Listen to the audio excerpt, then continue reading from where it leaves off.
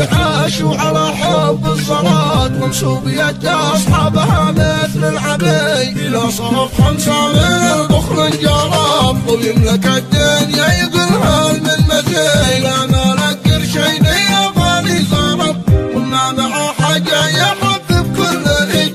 لو قدم والسبع يكفي شرب تلقاه ميت من البخل الشديد ما يهم ويش الصعب ويش الغراب ممكن يبيعهم علشان يستفيد شخص قدر في السما لكن صدق كم شخص في حاله ويسوى ألف جيل صاحبي خليك في الدنيا وصاد واحذر تميل من على الدرب السديد واحذر تميل من على الدرب السديد شهمنا حيلف على بطنه رباط من الدنا حيلف يسوي ما يريد سب ربي مرتضي بالظلقات مدام عاد الدم يجري في الوقت